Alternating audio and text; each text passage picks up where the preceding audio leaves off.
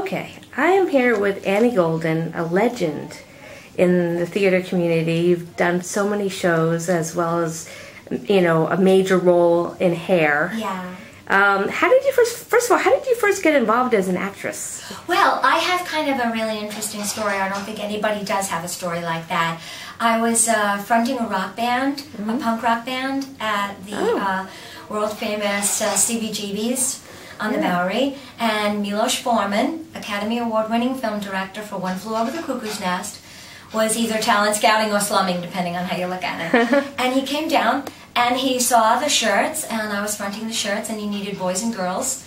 And I auditioned for Twyla Tharp and Galt McDermott, and I got the role. And so I've been doing it ever since, and that's 35 years later. It's amazing. I mean, it's actually a brilliant show, and the music is fantastic. Now, yeah. Did you like playing that role? What, Jeannie? Yeah. Oh, yeah. Yes. Like yeah. Yeah, it's kind of, I have the distinction of having played Jeannie in the movie version, and then also I did a revival in 1978, but it was an ill-fated revival. It wasn't like the one we got going now. Right. Yeah, which will come back to Broadway, which is really even exciting for 10 more weeks. Yes, that's exciting. Are you going to do anything with Hair again? Oh no, I'm just the godmom now. I just show up and, you know, everybody goes, oh, you're Jeannie and Hair, oh my god, I love the movie. Yeah. Oh, we watched the movie as our research. Okay.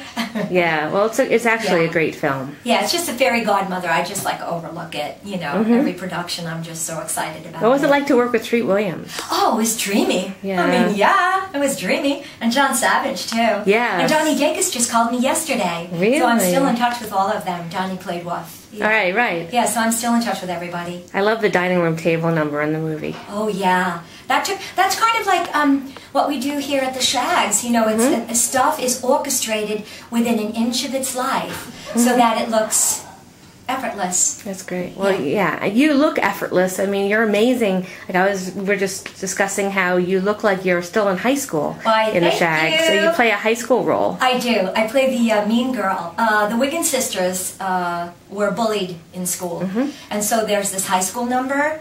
Everyone in the Shaggs has a very rich fantasy life. So the girls go to what they call career day, and they're very anxious about it. And Betty gets up, and she has this whole fantasy of taking over career day and starting kind of like a youth in revolt, kind of an uprising with the kids. And I get to play the mean girl, the popular girl at school who's mean to them. Right. And her name is Diane Lesser. And we are the career day dancers, and we have fierce choreography. Yes. I call it Rhythm Nation. You know, it's the Rhythm Nation number of the Shaggs is Career Day.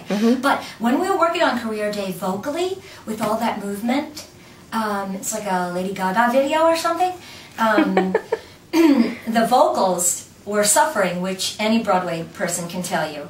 You learn the music first, then you do the choreography, then you have to combine the two. You have to get your lyrics out, you have to sing your melodies and your harmonies, you have to be understood, you have to tell the story, and you have to do your choreography. I don't know how they do it over there at, you know, Anything Goes. I can't imagine. But anyway, so with Career Day, what I did was I said to John Langs, the director, and Ken Roth, the choreographer, I said, can I just say something? Let me just say something.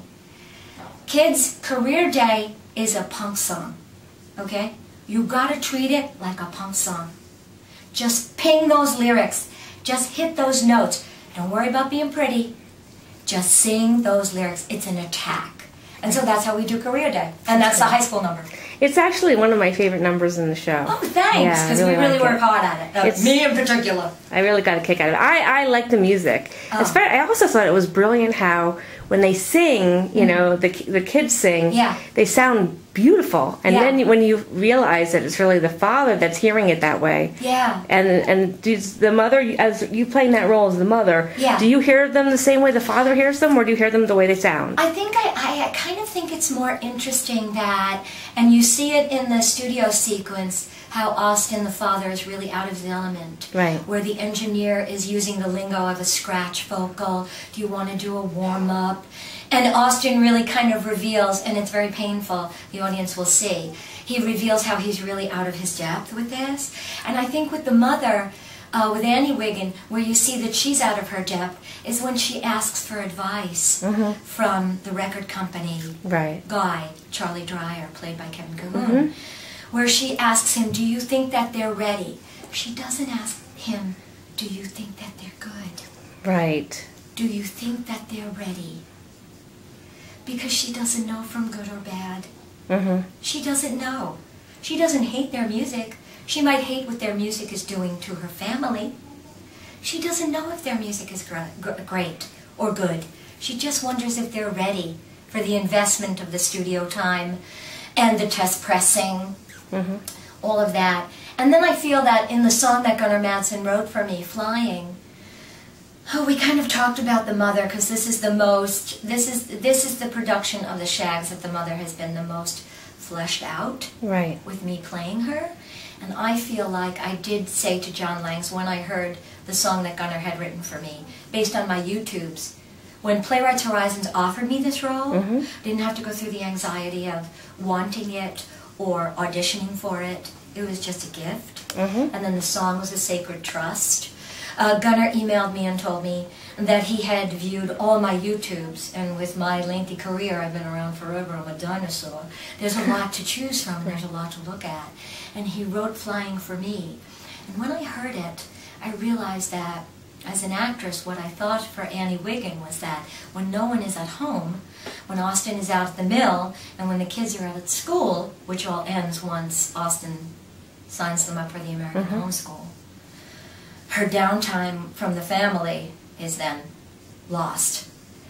She was probably blasting Kitty Wells on the radio. She was probably blasting Brenda Lee. She was probably listening to Patsy Cline. That's what I picked up on, is Patsy Cline. Well, Patsy Cline is that's the most conventional reference. But if you know music as I do, Kitty Wells, Brenda Lee, Hazel Dixon is a great hillbilly singer.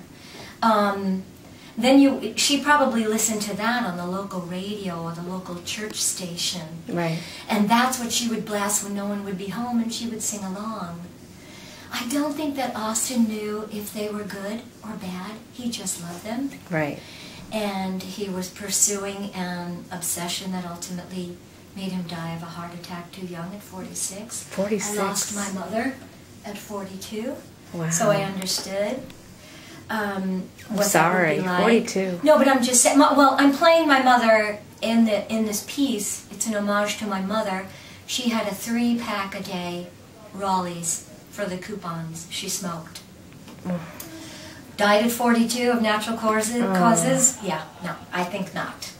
But she wanted the coupons and she got the cancer, I guess. But so for someone to be so obsessed with their vision that they die under the pressure of it. And Annie just went along because she loved him, she loved the daughter, she wanted to make it work out, which is what she did as a mother. She had 4 boys before she had the 3 girls. And on opening night, I met another girl. This girl was saying, thank you, this woman, this gray-haired woman was saying, thank you for playing my mother so well, my mother was a sweetheart. And I'm looking at her like, okay, that's Dot, and that's Betty. And so they came, the Shaggs came? I know Helen has passed away, so who am I getting a compliment from? She goes, oh, I'm Rachel. I'm the baby. Oh, wow. So she had 4 girls and 4 boys. Annie was tired. Oh, my gosh. She was tired. I don't think Annie could be Diane Lesser in Career Day. Wow, no, I don't think so. She wouldn't have the energy.